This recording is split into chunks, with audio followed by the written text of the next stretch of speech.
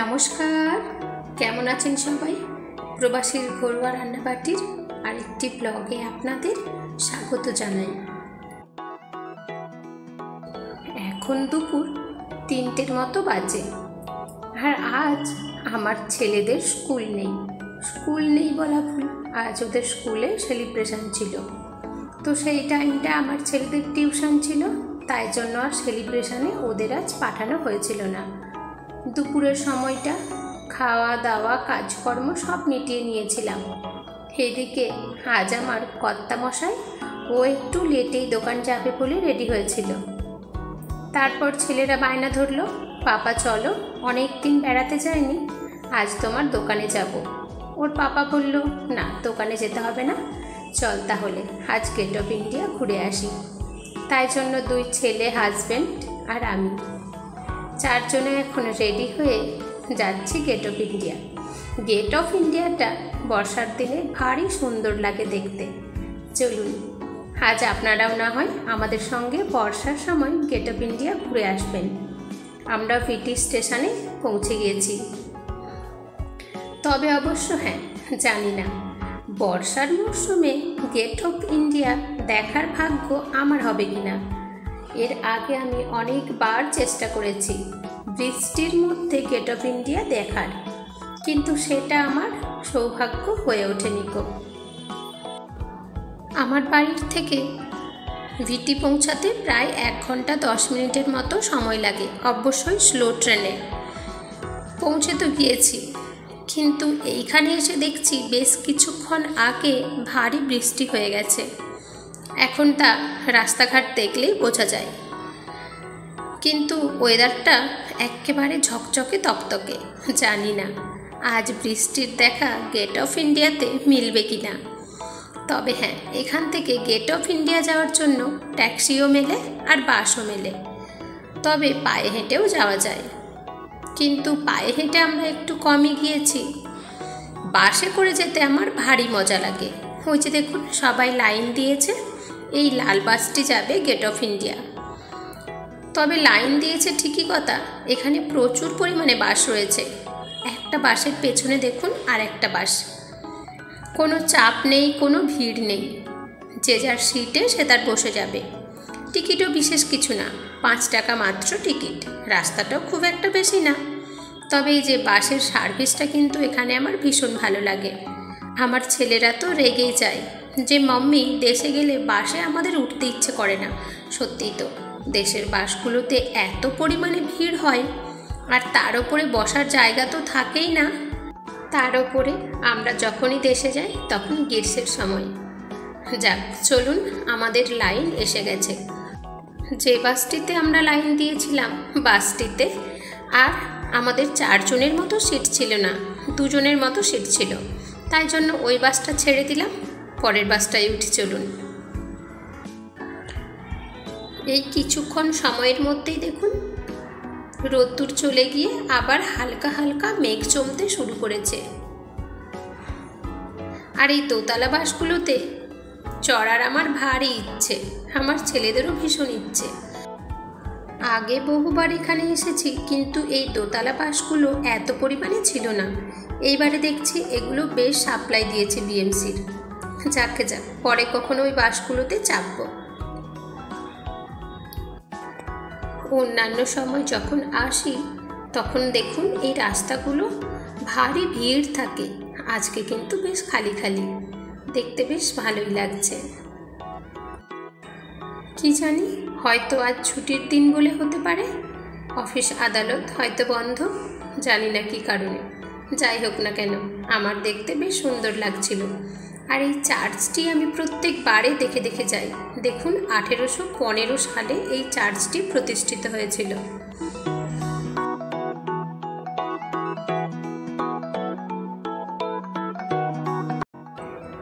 রাস্তার মধ্যে আজ কোনো জ্যাম ছিল না।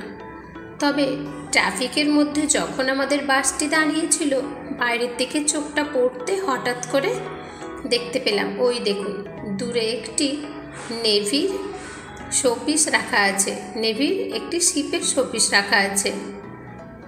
পুরোটা আপনাদের দেখাতে পারলাম না, সামনে একটি কার দাঁড়িয়েছিল। কথা বলতে বলতে আমরা পৌঁছেই গেলাম। ওই যে দেখুন দূরে ওল্ড তাজ, আর সামনে এই যে নিউ তাজের ইমারত। চলুন বাস থেকে নামি। তাজের এই গেটের দিকটি খুব একটা ভিড়ভাট্টা হয় না গো, বলা যেতে পারে এইখানে খুব একটা ভিড় হতে দেওয়া হয় না। আর এই দেখুন গেট অফ ইন্ডিয়া ঢোকার আগে নিচের বাইরের চত্বরটা দেখুন, এইখানে প্রচুর পরিমাণে নাস্তার দোকান, কুলফি, বিভিন্ন মুখ চাট ইত্যাদি থাকে। আমরা বাড়ির থেকে ভাত খেয়েই বেরিয়েছিলাম, তাই জন্য কিছুই নিলাম না, সোজা ভেতরে চলে এসেছি। ভেতরটা দেখছি আজকে একটু ভিড়ভাট্টা রয়েছে। ওই যে বললাম ছুটির দিন, আমাদের মতো আরও 5 জন ভেবে হয়তো আজ বেরিয়ে পড়েছে ঘুরতে। এটি আমার দুর্ভাগ্যই বলতে পারেন। দেখুন আমরা যেই সময় বাসের মধ্যে ছিলাম সেই সময় এখানে বেশ বৃষ্টি হয়েছে, আর এখন আবার হালকা হালকা রোদ্দুর বেরিয়েছে। কি আর করব, কিছু করার নেই, বৃষ্টি তো আর কারোরই হাতের মোয়া না, প্রকৃতির নিয়মে ওর মর্জি মতো ও চলে। প্রথমেই আমরা একটু চেষ্টা করছিলাম সমুদ্রের ধারের দিকটার দিকে যেতে, কিন্তু ওখানে দেখলাম ব্যারিকেড দিয়ে ঘেরা রয়েছে, হয়তো বা 15ই আগস্টের প্রস্তুতি চলছে। সেই সময় কিন্তু এখানে লাইটিংটা দারুণ করে। যদি কখনো সুযোগ পাই সন্ধ্যের সময় এসে আপনাদের দেখাবো। গেট অফ ইন্ডিয়া ঘোরা হয়ে গেছে। এখন ওর বাবা ছেলেদের বলল যে ওদের কিছু লাগবে কিনা। বড় ছেলে বলল আমার কিছু লাগবে না, ছোট ছেলে বলল চলো বাবা 2টো চিপসের প্যাকেট নিই। চলুন এখন ওই যে তাজের একেবারে সামনেরটার দিকে সমুদ্রের বেশ কিছুটা খোলা জায়গা রয়েছে, ওদিকটার দিকেও বেশ ভালোই লাগে ঘুরতে। চলুন ওদিকের দিকে যাই, একটু সমুদ্রের গা বরাবর বসবো কিংবা দাঁড়াবো, তবে অবশ্যই যদি প্লেস পাই। গেট অফ ইন্ডিয়াটা বন্ধ বলে তাজের এই সামনের দিকে দেখুন বেশ ভিড় জমেছে, আর আজকে ফটোগ্রাফারগুলো এদিকেও বেশ ভিড় জমিয়েছে। বাহ, এই দিক থেকেও তো গেট অফ ইন্ডিয়াটা দেখতে বেশ ভারী সুন্দর লাগছে। চলুন আপনাদেরকেও দেখাই। আর এই দেখুন বর্ষার সময় সমুদ্র একেবারে ভরে গিয়েছে, থই থই করছে জলে, আর বেশ বড় বড় ঢেউ এসে আছড়ে পড়ছে পাড়ের মধ্যে। পাড়টা তবে অনেক বড় প্রাচীর দিয়ে ঘেরা রয়েছে, চারিদিকময় লোকজন রয়েছে পাড়ের গা ধরে, সবাই সমুদ্রের এই অপরূপ দৃশ্য দেখতে এসেছে আজ। মাঝে মধ্যে পাড়ে আছড়ে পড়া ঢেউগুলোর কিছু ছিটানো জল সবার গায়ে এসে পড়ছে, ওটাও বেশ একটা আনন্দের। কিন্তু সবচেয়ে দুঃখের বিষয় এই দেখুন যত প্লাস্টিক, জলের বোতল, নোংরা, আমরাই তো এগুলো ফেলে থাকি জলের মধ্যে। যদি এগুলো উচিত না আমরা নিজেরাই বলি, নিজেরাই নিউজ পেপার, ফোন ইত্যাদি জায়গায় দেখে থাকি, কিন্তু এইগুলি আবার আমাদের মতো মানুষরাই ফেলে থাকি। এটা কিন্তু অবশ্যই ভুল। এখানে আমরা বেশ কিছুক্ষণ সময় দাঁড়িয়েছিলাম। নদী, পাহাড়, সমুদ্র আমার ভীষণ ভালো লাগে। কখনো কখনো মন খারাপ হলে কিংবা যখন সংসারের কাজকর্মে বাচ্চাদের পেছনে দৌড়াতে দৌড়াতে হাঁপিয়ে যায়, তখন যেন মনে হয় আমার কিচ্ছু চাই না, একটু সমুদ্রের পাড়ে গিয়ে বসে আসি, কিংবা নদীর পাড়, এগুলি আমি ভীষণ পছন্দ করি। আজ একটু ওয়েদারটা, বাড়ির থেকে বেরিয়েছিলাম যখন ঝকঝকে তকতকে ছিল, তাই ইচ্ছে হয়েছিল একটু শাড়ি পরতে, অবশ্যই হাতে সময় ছিল তাই জন্য। এখন আবার আমার বড় ছেলে বলল যে মাম্মি চলো আরও একটু ওই দিকটার দিকে হেঁটে আগিয়ে যাই, ওদিকটা আর একটু ভিড়টা কমই রয়েছে। এদিকের দিকটা আগিয়ে আসলে বেশ ভালো লাগে, পুরানো তাজটি একদম সামনে থেকে দেখতে পাওয়া যায়। সবাই দেখুন কেমন সেলফি তুলতে ব্যস্ত, আমিও নিয়েছি 2টো একটা সেলফি। যদিও আমি অনেকবার এসেছি, কিন্তু প্রত্যেকবারই মনে হয় আরেকটি ফটো তুলি, আরেকটি ফটো তুলি, এরকমভাবে দাঁড়াই। ভালো বানিয়েছে না? ওর বানানোর কিছু নেই। কেমন বানিয়েছে? খাচ্ছি, খাও, তুমি খাও। টেস্টি?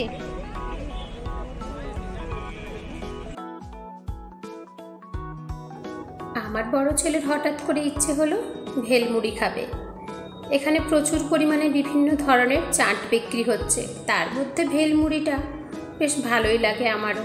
নিলাম বটে একটি ভেলমুড়ি টেস্ট করার জন্য, কিন্তু একেবারে বেকার টেস্ট ছিল। তাই জন্য ওটাই অল্প অল্প করে সবাই খেলাম, আর নেওয়া হলো না। আজ দেখতে গেলে তাজ হোটেলটিকে আমরা প্রায় চারিদিক থেকে হেঁটে পার হয়ে আসলাম। তাজের প্রায় চারিদিক বরাবর এইরকম মেন রাস্তা রয়েছে। একটা দিক গেট অফ ইন্ডিয়ার সামনে, একটা দিক সমুদ্রের সামনে, আর এটি আরেকটি অন্য দিক। তাজের এটি পেছনের সমুদ্রের উল্টো দিকটা বলতে পারেন। এই দেখুন, পুরানো তাজটি এই দিক থেকে দেখতে এরকম লাগছে। এদিকেও দেখুন একটি মেন গেটের মতো বড় গেট রয়েছে। দেখেই মনে হচ্ছে ওখানে ওই যে কালো রঙের কাপড়গুলো ঘেরা, ওখানে কাজ চলছে। আর এর আশেপাশে যতগুলো ইমারত দেখছেন, এগুলোও কিন্তু সবই গেস্ট হাউস। আর এই দিকের জায়গাটাও একটু বেশ নিলিবিলি, আর দুদিকের রাস্তা বরাবর শুধু কার পার্কিং করা রয়েছে। এই দেখুন, এইখানে আবার এন্ট্রির মুখে লেখা আছে একটি কফি হাউস। তবে এটিও অবশ্য তাজের আরেকটি গেট। বাহ, পুরানো তাজের এই গেট থেকে তো রূপটা বেশ ভালোই লাগছে। এই দিকটার দিকে কখনো আমার আসা হয়েছিল না, আজ এসেছিলাম। দেখতে বেশ ভারী সুন্দর লাগছে না? ওখান থেকে আর দু পা এগিয়ে আসলেই নিউ তাজের এই একটি গেট।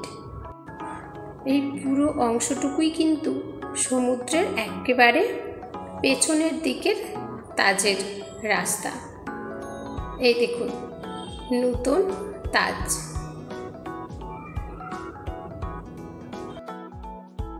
তাজ হোটেল এবং গেট অফ ইন্ডিয়া ঘোরার পরে আমার ছেলেরা বায়না ধরেছিল যে পাপা চলো চৌপাটি যাব, কিন্তু আমি বললাম যে না, আজ ছেড়ে দাও, আবার অন্য একদিন হবে।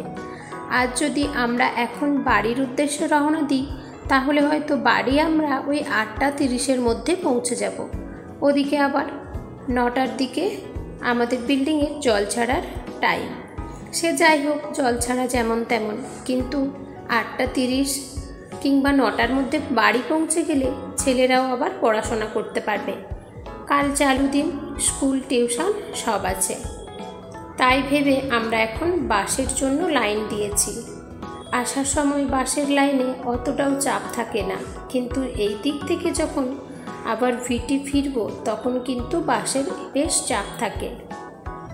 তবে হ্যাঁ, ওই যে জোর জবস্তি নেই, নিজের মর্জি মতো বসে যাওয়ার ইচ্ছে হলে বসে যেতে পারি।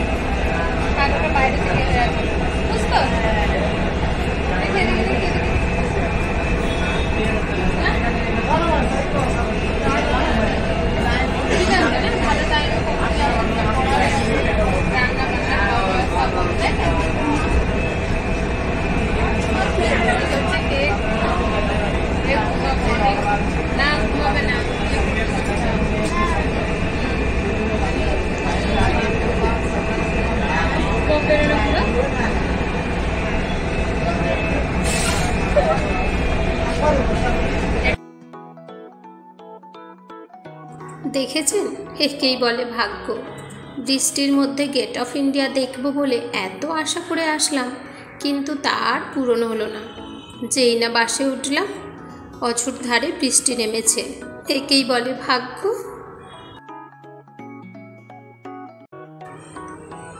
বেশ পুরো রাস্তাটায় ভারী বৃষ্টি হচ্ছে জানেন, বলা যেতে পারে একেবারে ঝমঝমিয়ে বৃষ্টি। আর ওই যে আগেই বলেছিলাম, রাস্তাঘাট একেবারে প্রায় ফাঁকা বলতে পারেন।